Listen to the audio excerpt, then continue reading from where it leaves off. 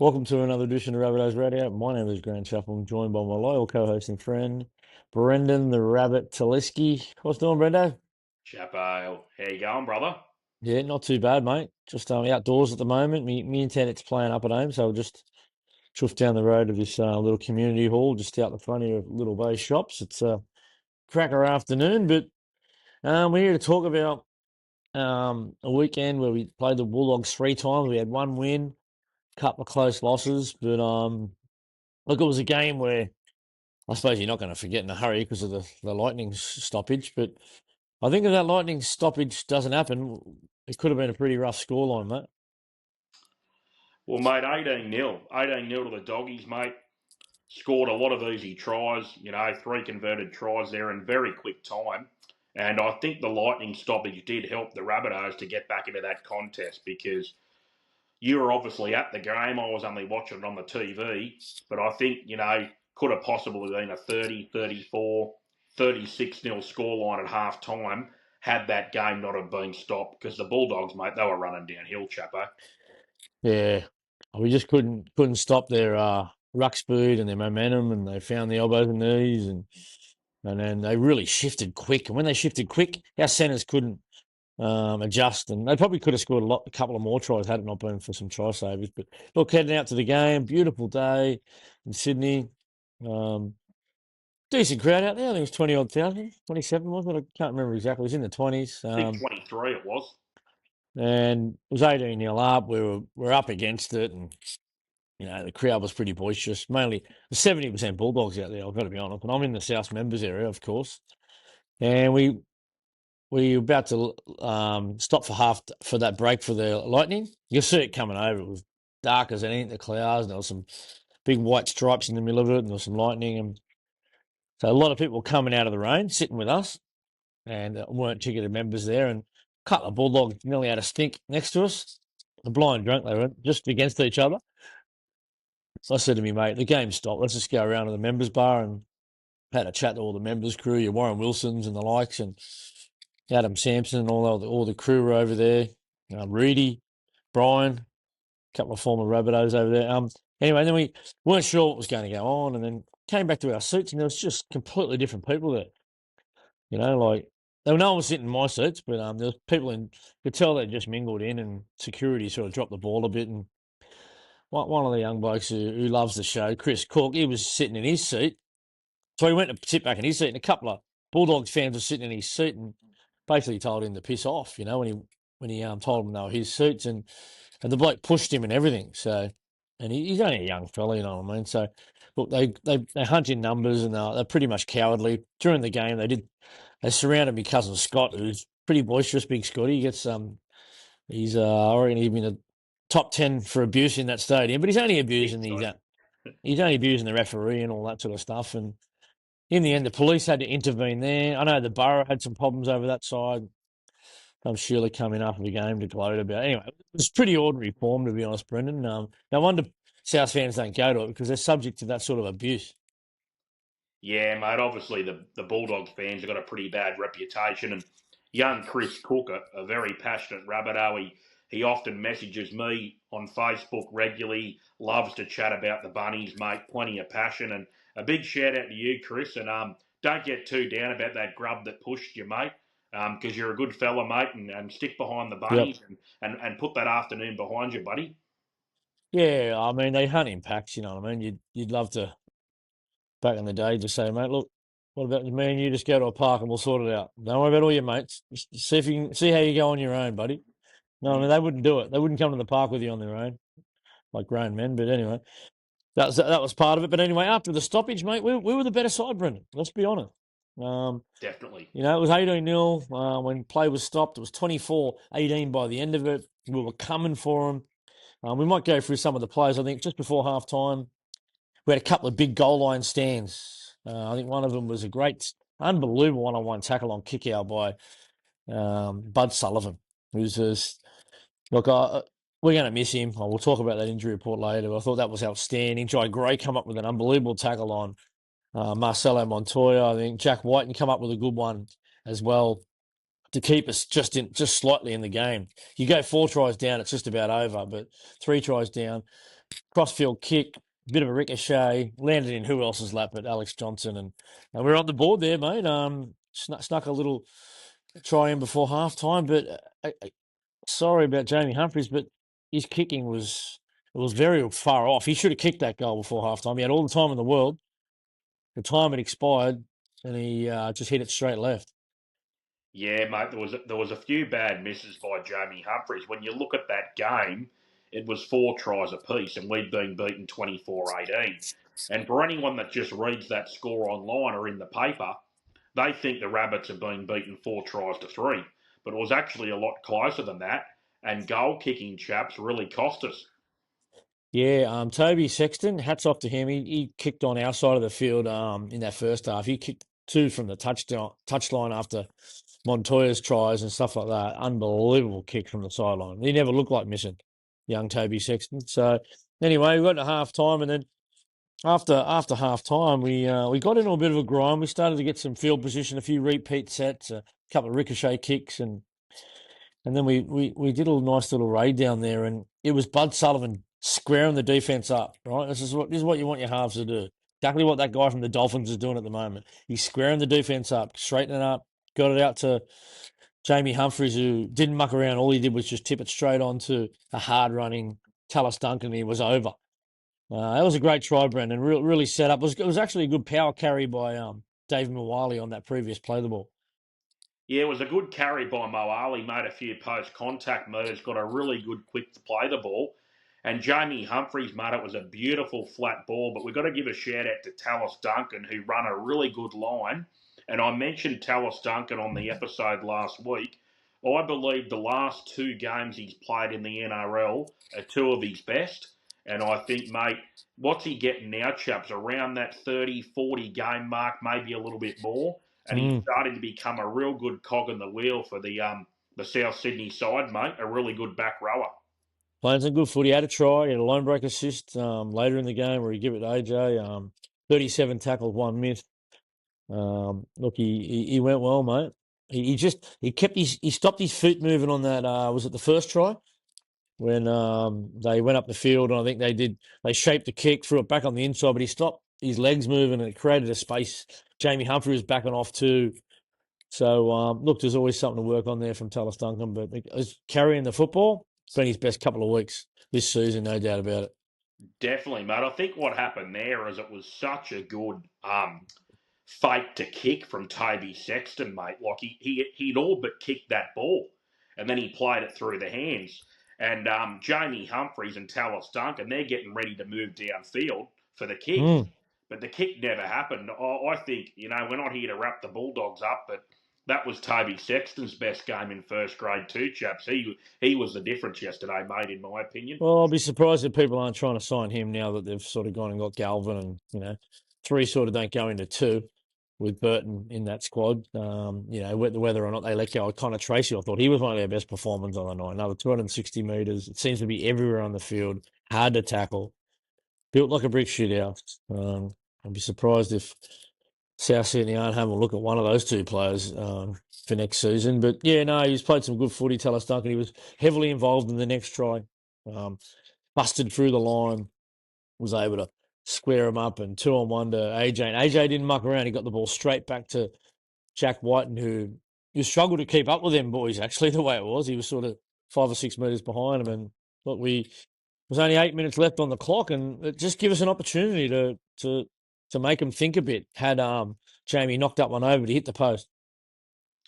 Yeah, mate, that was another critical miss there from Jamie, and then obviously the Bulldogs went down the field and ended up knocking a penalty goal over, and that blew the scoreline out even a little bit more. But if we had it been going up in sixes, chaps, with that little comeback there, mate, it could have been a different ball game.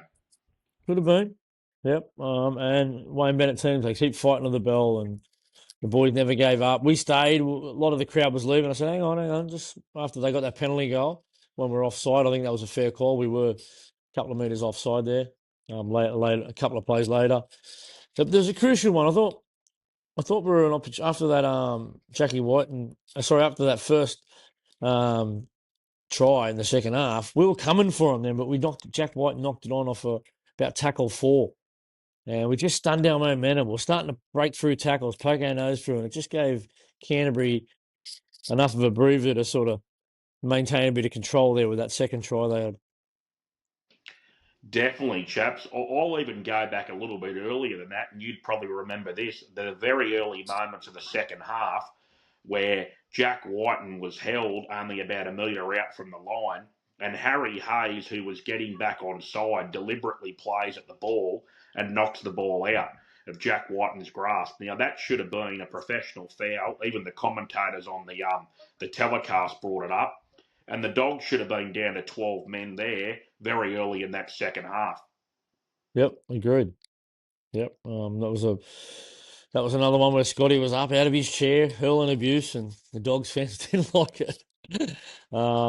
Yeah, look, we didn't kept swinging to the fences. We got that kick out, a knock on, and then it was a set piece from the scrum, 2-on-2, and look, you can see Tai make a move to the outside straight away, and Isaiah Tass summed it up pretty quick, a little chip over the top, and we just give ourselves a little sniff at the end there, but it wasn't to be, mate. We ran out of gas there, and it just wasn't going to be our night in the end. No, definitely not. It was a frustrating game because there was a few little moments in that game that obviously that Turpin that come on, he's a bit of a grub. He had the hands in the face of Callum Duncan, and there was a bit of an eye gouge Oh, the there. eye gouge. I mean, that could have been a penalty, possibly. He attacked the opponent's head with his fingers while he was still on his back. That's sort of like an infringement right there. Look, we had a lot of penalties in the second half. Don't get me wrong, but a lot of them were warranted. I think the high tackle on Ty Munro, where he got sent 10 in the bin, that was justified. I even think the current one, when you go back and look at it, I know there was mitigating circumstances, he was slipping, but that was just as heavy contact on that was that Tai as well, that one? That was on Munro as well, and I thought Yeah, that was yeah. just as heavy contact as Turpin. So even Blocker Roach in the commentary, I watched the replay today, he goes, he'll go for this, but he stayed on the field. But anyway, look, we at the end of the day, we just weren't good enough on the yardage carries, and we've got to get a little bit better at that. And it's just we're just losing that collision for small periods of the game. I mean, we'll get to the injuries too. I mean, we completed 88%. We can't say we didn't complete high. We just made errors at crucial times. Couple of tricky little errors. Now the injuries to Keon Kolomatangi, about 10 or 12 to go, fractured his eye socket. Funny, Liam LeBlanc had only just come on the field, and I was screaming for him to get out there because Keon was falling off tackles. He was tired. I think it was Morin, I think, came in to make a run, and he fell off him. And I'm thinking, get the middle forward, the better, get the defender out there in the middle. You know, we sort of need Keon for yardage, but we also need him to make tackles in the middle. That's where they get their momentum to do those shifts. So, anyway, they finally got him out there, and all of a sudden, Keon goes off a minute later, and that's when they brought Ryan Gray on. He played second row.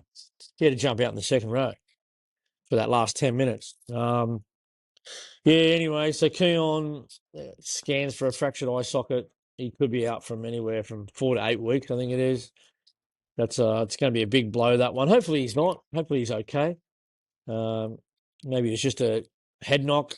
I'm not sure if he passed his HIA or not. I didn't get that information at the ground. Did you hear anything about the HIA? No, mate, I didn't hear any info on that at all in regards to Keon. But Because if that ends up a grade 2, he's not playing anyway. Doesn't matter about the fractured eye socket. yeah, he can't play for the 11-day stand down And, rule. and I wouldn't mind that. I mean, if anyone needs a bloody rest at this time of year, Keon has been worked himself to a standstill. The other one, Joy Gray, the mighty mouse at the back, he made a bit of an impact in that game. Didn't run for a lot of meters, only 111 meters in that game, but they were all over him. They were onto him pretty much most of the game, but he broke his thumb. Plenty of courage, Brendan, to play the whole second half strapped up with a broken thumb against. I mean, the way Kickow and Marnie manhandled him under the sticks, we're probably lucky to get a penalty there because that momentum just kept going, huh? Oh, mate, big time. They got a hold of him and, they just started ragdolling him. But I really love that Jai Gray. I love how he plays for our jersey. And, mate, he blazes the ball back with everything he's got. He's always popping up through the middle if there's a chance of an offload. Mate, as you said, he's the mighty mouse. He's everywhere. and he's a terrific little footballer. And shout out to you, Jai Gray, and all the best for the recovery with the injury, mate. Yeah, just saying he could be out for up to 6 to 8 weeks as well. It's going to be a tough one to take because he's been so valuable for this team. Um, got us out of a hole early in the season when Latrell was injured, so we really need Latrell to stay fit and stay on the field and keep that form up now. With Jizzy out for a little while. Bud Sullivan been a Mr. Fix-It this year at stages, but cops a lot of flack from the fans. I'm not sure what it's all about, but look, he does miss a tackle here and there, but every halfback does. He put his body on the line for this jersey this year, and he's pulled a calf muscle, and he's going to be a big loss. The way he squared up for that first try in the second half, that's what you need your half to do. Dig right in the line, square it up, get it out in front of the outside ball runner, and that's created the overlap there, and Talis Duncan was able to take advantage of it. And effort, you talk about effort, mate. Not many players in our side have put more effort in this year. Bud Sullivan on the 1%ers, the kick chases, the marker pressure. How many times has he rushed the marker? So we need someone to step up to the plate and take his void there, mate. Bud Sullivan, he's going to be a loss, mate. Definitely, chaps. I mean, he does cop a lot of flack online from the fans. That great function you and the great Darren Brown invited me to back in May at the Spa event, I actually met Bud Sullivan, and he come over to the table with myself and Nick Fletcher and Nick Fletcher, and had a good chat to us. And I had a good chat to him about him putting his body on the line and playing for our jumper. And he told me that he's really enjoyed it here, coming over from the Tigers and being coached under Bennett and a lot of good Indigenous guys in the team like Latrell and Cady that he's got a real good bond with. And it was quite a good conversation I had with Bud Sullivan. And a lot of these supporters have got to realise, chaps, with rugby league football, is, mate, it takes a lot of courage and a lot of guts out there to throw your body in front of someone like a Viliami Kikau. And he's not missing these tackles because he's going in half-hearted. He is doing everything he can. The tackle down in Canberra, he threw himself at Ethan Strange. He's not a big man, Bud Sullivan. There will be occasions that he is going to get run over. But one of the best coaches in the game in Wayne Bennett, been around for 40 years, he sees the ticker this guy's got. And that's why Bud Sullivan is always in the 17. And you have a look, a back rower could go down, a centre could go down, a 5'8 could go down, mate, a winger could go down. He's filled in all over the park for us this year because Bennett knows what he's capable of. He saved 2 certain tries on Viliami Kikau on the weekend. No one else did. Oh, yeah. He got underneath the ball on a rampaging, one of the most feared back rowers in the game, and he stopped him. If Viliami Kikau scores that try, there's no finish to that game. There's no grandstand finish. That was on Bud Sullivan, No. Chapo. Yeah. He got stuck into the big bully that is Viliami Kikau, and did a good job on him. So we've got to come up with some replacements there. Let's just say Gray, Bud, Keon, they're all out this week. You got to think Latrell comes in for Jai Gray. That's a pretty simple one. Bud Sullivan, if Cody Walker's not available, which I'm hearing he's 50-50, so I don't know if he is or not. Where do you think we go with the halves? Oh, mate, it's a tough one now, obviously, with Jai Gray out, because as we know, Jai Gray can play 5'8 as well. Do we move Latrell back into the halves like we did earlier in the year, chaps? But then again, who do we play at fullback? Yeah. I mean, I reckon Munro could do a good job at fullback because I've got to say, he's struggling in defence out there. He had a couple of he had 4 missed tackles out of 8. He was up against a giant man, though, mind you. Big Marcelo Montoya had his way with him, that's for sure. I don't know. Look, I'm not sure if I'd go that way. I'd keep Latrell where he is. I like him at fullback. I think he's been outstanding the last few weeks when he's played for the Bunnies, especially positionally. I'd keep him there, mate. I'd probably bring Jack White in closer to the ball, bring him in at 6, leave Jamie there at 7. You got a couple of left footers, can boom that boot up. And, mate, I'd look to bring up, and I don't think Campbell Graham's going to be ready. I think he's got some disc problems from what I understand. So not sure if he's going to be ready this week either. So you're going to have to reach back to reserve grade, and you'll have to blood someone like a Hazen Mellors. I know Myers got a HIA, failed it, so he might not be available too. He played 4 minutes of the cup game. You might bring up a Hazen Mellors and do a little reshuffle of the background line there. You got to field a side somewhere, don't you? Yeah, mate. I mean, obviously you're going to lose You can use Ewan Aitken in the centres. You could bring up Thomas Fletcher to take his spot in the back row. A young bloke who defensively has been as good as anyone in that competition. New South Wales Cup this year. Carries the ball pretty strong too. He's tough as nails. He's been part of a back-to-back wins in that New South Wales Cup team. I'm hoping that his plans for the future for him. Look, there's a lot of ways we could go with this. I just think I'd bring Jack Whiten up into the. You could bring also Lewis Dodd up, who's got his kicking game's been pretty good the last couple of weeks. Still his running game's got a long way to go. His defence was a little bit better too this week. So Louis Dodd could be in the thinking there. Maybe start him at 7, push Humphreys out a little bit wider, or vice versa. Look, they've got a few options, but I'd probably go with Jack Whiten up front and bring up one of the young blokes in the outside backs. Yeah, mate. I love Big Jack. Obviously, he was the best player in the 2019 Grand Final. Clive Churchill medal there. The Roosters Raiders Grand Final only 5 or 6 years ago, back in 2019, and he played 6 that night. He's a big, strong ball running 5'8", and if you have a look, he got the South Player of the Year last year, and with our injuries last year, he actually played quite a bit at 5'8". And there was a game, I think it may have been against Parramatta at Combag. Mate, he was the best player on the field by a mile that night, and he played 5'8". And he does Yeah, have a big booming boot on him. There's a couple of times there yesterday when we were struggling to get out of trouble, and he actually got the ball in the centres, right, on the fifth tackle and put a yeah, booming boot downfield. He's got a yeah, massive boot on him. He's a yep. big, strong man, good ball runner. Mate, I think And if and he's one of those halves that sort of think run first. He's not really a pass first half. You know what I mean? He's certainly going to just keep him honest around those edges, and that might be able to run first the first couple of plays, and then maybe play out, and you might find yourself with Alex Johnson overlap there at some stage. But yeah, interesting to see how they go. Ty Munro, we've touched on him, 149 run murders, couple of real good yardage carries. He's got so much potential. 3 tackle breaks. Defensively, look, we know he's got a bit of work to do, but he's still a baby. He's only played 10 games, I think, or something like that. So, how'd you rate Ty's performance, the young man? Yeah, mate, obviously defensively, he did cost us there early, but you've got to remember he debuted in the NRL when he was only an 18-year-old boy. He's still only 19 or 20 now.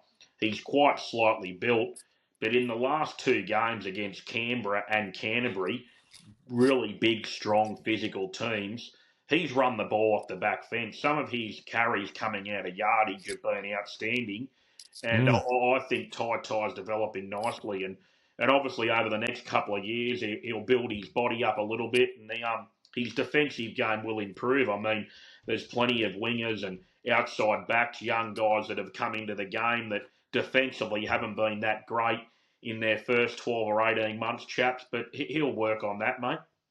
And I like Jai Arrow's performance too, mate. I thought he was tough. Defensively, he come up with some huge tackles in that game. Got off the ground and made extra efforts, and he was trying to inspire the team. He's firing up, and I like when the Bulldogs try to push us around a bit. He's the first one in there to push and shove and try and stand up for his teammates, especially when they tagged Tai with a few high shots. He was straight in there, backing up his teammate, and that's what Jai brings. Yeah, definitely, mate. Jai Arrow, he fires up, mate. He really got into it. When we started winning a few penalties there in that second half, you could see him there clapping his hands, and he was telling the playmakers like Bud and Jamie Humphreys, "Come on, boys, let's go, let's go, let's keep going." And that's what we want, mate. We need a bit of a leader like that out there, especially we're down on troops, and a guy like Jai Arrow. He's played Origin for Queensland, so the sort of form that he showed over the last few weeks, mate, we need that to continue. Yeah, we do, mate. And Ryan Gray, congratulations to young Ryan, a former Bulldogs junior. Had a lot of family members out there and friends that are all from that Canterbury area. Most of them are Bulldogs fans, but I spoke to a couple of them out there. Um, Look, he came on. He's a big hooker. He's known for his defense. He's not known for his attack. He only had the one run for 9 metres. Probably like to see a bit more running out of him. But well done, mate. 34 tackles, only the one miss. He had to come on and play second row, as I mentioned earlier, in that last 10 minutes. Um, Look, what do you think of young Ryan Gray's performance? I thought he was very good, chaps. There's a I think that might have been the second bloke in the last couple of years that's debuted in the black headgear. I think young Ben Lovett actually wore a black headgear when he debuted for us as well, the back rower. But I Yep. thought Ryan Gray was very impressive, mate. I thought defensively he was really good too. The funny thing is, in New South Wales Cup, he wears white headgear. So, mate, I couldn't make sense of that. But anyway, yeah, the black headgear. Look, he was good. He just put his head down and got to work in the middle of the field. And it was a good opportunity to spell liver, so he's not out there too long, especially with that dog's line speed and the way the pace of that game was in the middle there. It was good to get big lever off. He was on his hands and knees there a few times, liver. He got 54 minutes out, so probably a bit longer than he probably expected. So, yeah, well done to Ryan Gray. You got anything else on that game before I go to the Cup, Brendo? No, not really at all, chaps. Yeah, it was just obviously a disappointing result. But what I've enjoyed with a lot of the losses this year, where we've been sort of, a good margin down, is we stay in the fight under Bennett. We regroup and we stay in the fight, and we put a few points on, mate. And there was an opportunity there to win that game. But I just like, even though we're down on troops, that they're playing for the jumper.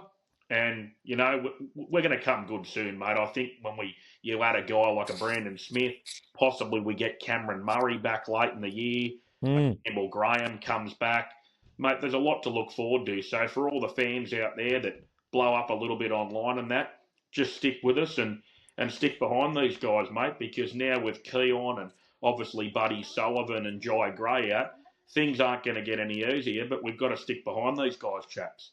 Yeah, well, with injury comes opportunity. I'm looking forward to some of the young blokes coming up. We can toss some names up after we get through these lower grades. But yeah, look, I'm not too disappointed in their performance. Obviously that first 18 or 20 minutes we were down early. We were probably howling a bit there, but yeah, I don't think it was the worst thing in the world, mate. So yeah, we might just get on the New South Wales Cup, which I watched parts of that on the train, and I watched the last 20 minutes when I got there.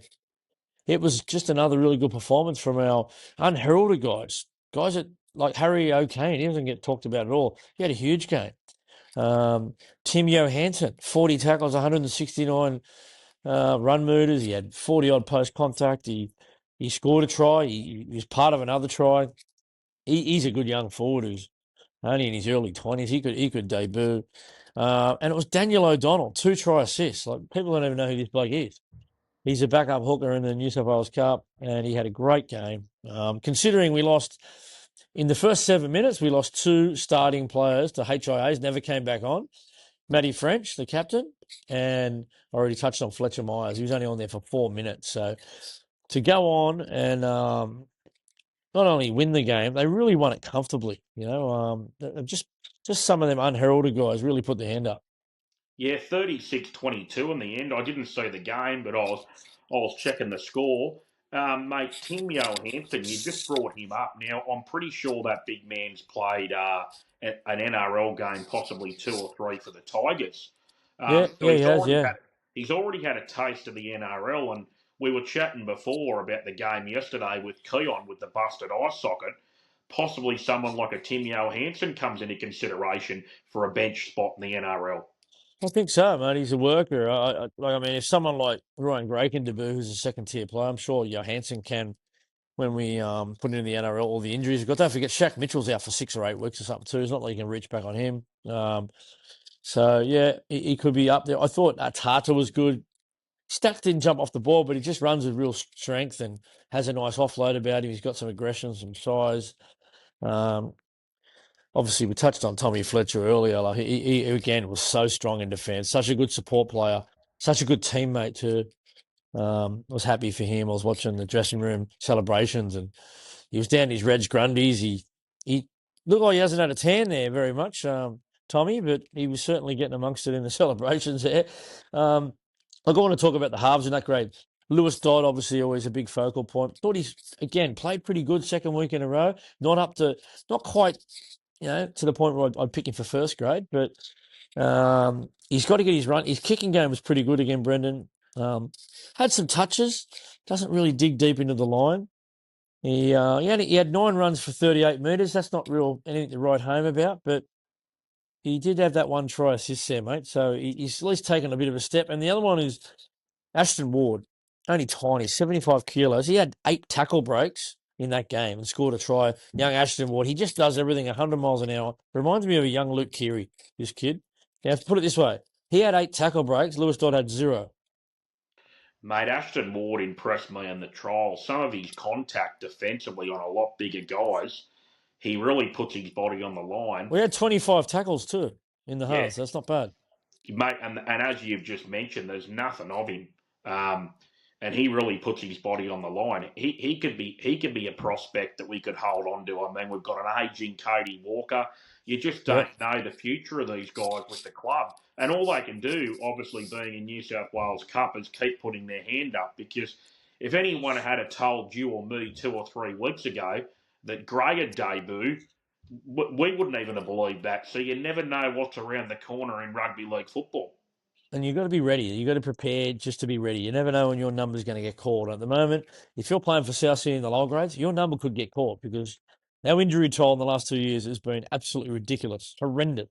The worst in all the years I've followed South. I've never seen an injury toll like it. Now, Hazen Mellors was a bit of rocks and diamonds early, had a couple of knock-ons and a bit of butterfingers, but again, his power carries, doing 15, 20-metre carries, just pulling blokes along. He had 7 tackle breaks in the game too, Hazen Miller, so he could not be too far away. Now they're playing. Then the Jersey Flag was on the day before. I called that one, Brendan. It was a fun game to call. The Dogs led, I think it was might have been 30-18 or something like that, and we stormed back and had an opportunity to win it, but in the final 5 minutes, it was 34-30 in the final 5 minutes. Some of the best performers on debut. Taj Alvarez from up your way, Terrigal Sharks. Yep. He's got superstar written all over him, this kid.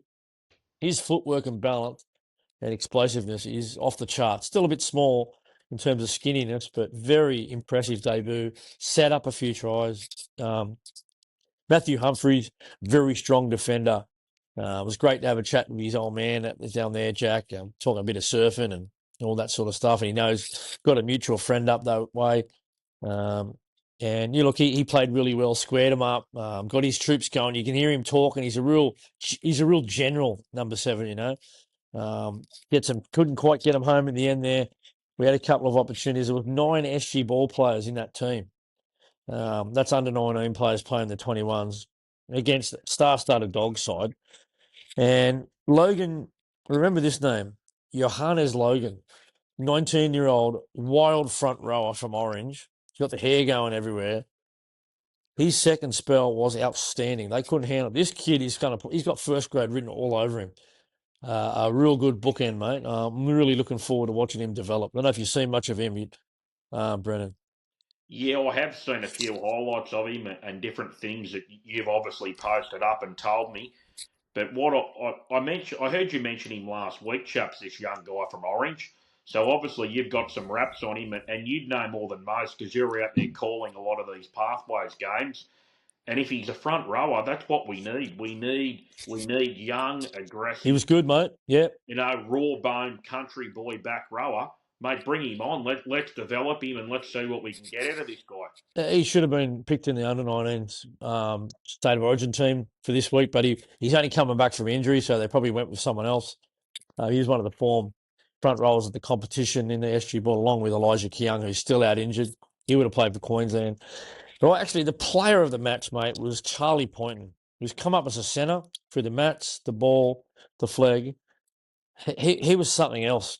His catches under pressure were outstanding, mate. There's one to remember, mate, that Charlie Poynton. Now, I've been lucky enough. I'm called that one.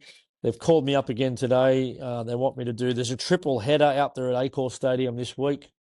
We're playing the Melbourne Storm in first grade, but we've got a couple of other games before it. We're playing Manly in the lower grades, Manly in the reserve grade, and Manly in the Jersey Flag. So you'll be calling two of those games, Chapo, 2 out of the 3. I'm calling both of them this week, yeah. So Yep. I'll have to rest up the voice here, Brendan. We might have to cut this off early. Mate, definitely. You won't be far off doing the triple header, doing an NRL game soon, I think. Oh, I don't know about that, mate. They must be desperate. They've called me up again. But anyway, so yeah, so looking forward to that one.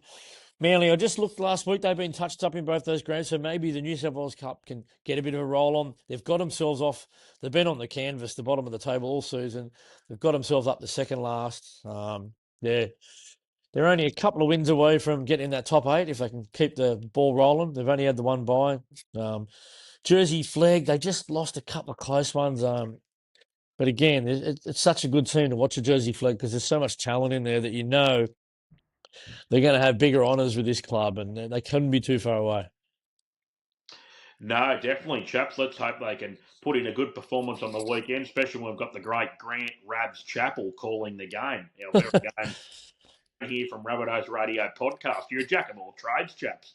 We'll give it a crack, mate. Anyway, we'll see what happens, mate. But yeah, that might be about it. Brendo, anything else to add, mate? No, not at all. Obviously, no signing rumours or anything, chaps, for this year or 2026 Oh, look, at mate, all. I don't know about this one, but a couple of blokes sitting around me were talking about they'd heard that we'd been in contact with Sandon Smith, and I found that interesting because I thought about that a few weeks ago about the Cherry Evans thing. Now, Daly Cherry Evans, from my understanding, has agreed in principle to a contract with the Roosters. More of a handshake agreement. I don't think there's a lot of contractual stuff written out yet.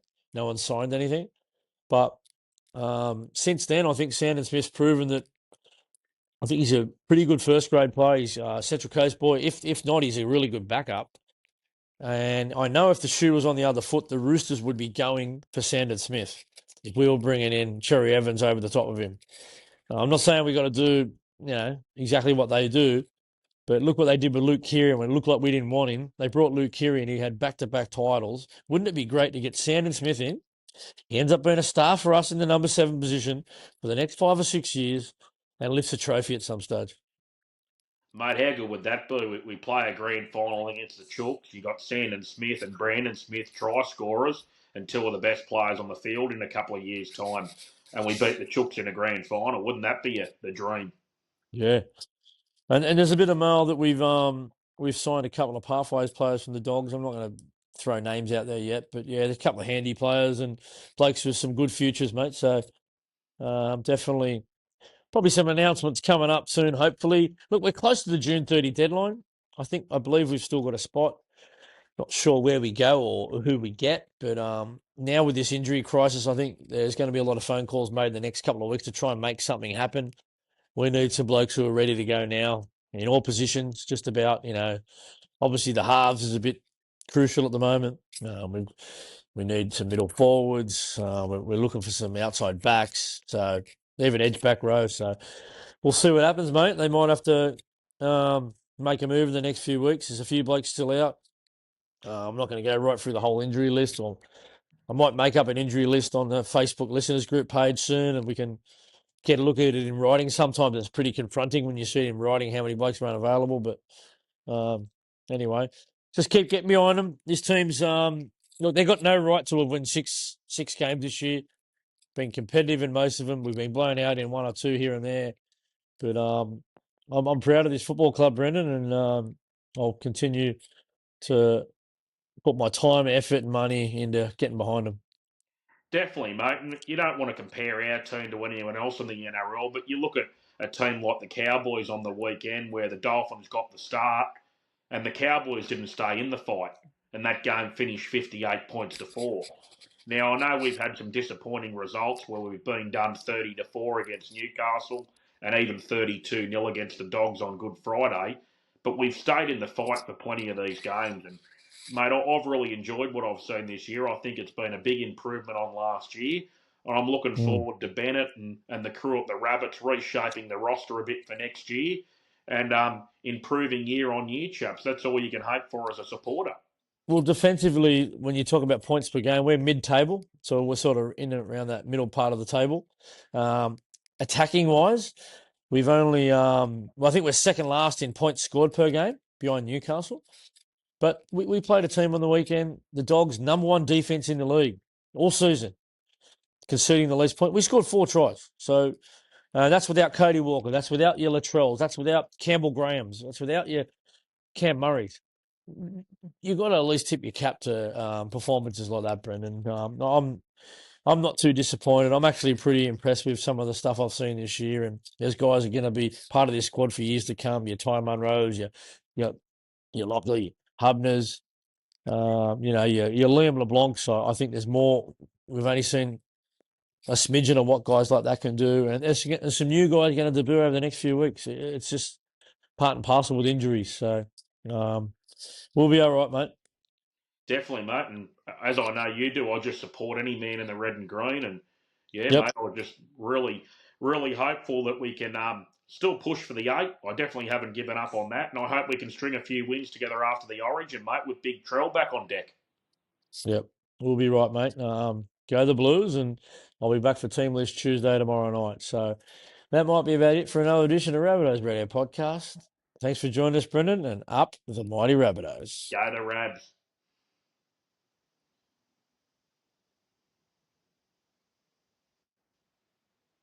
You there, Chapo?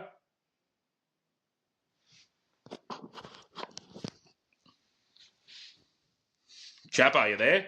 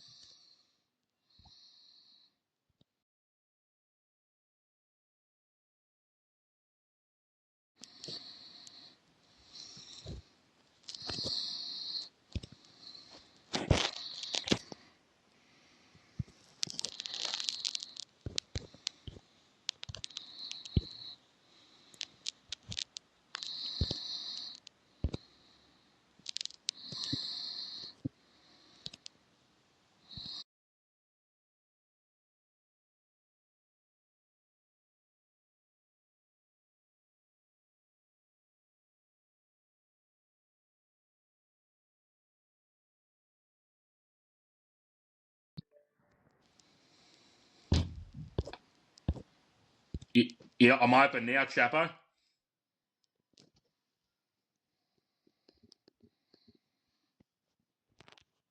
You there, mate?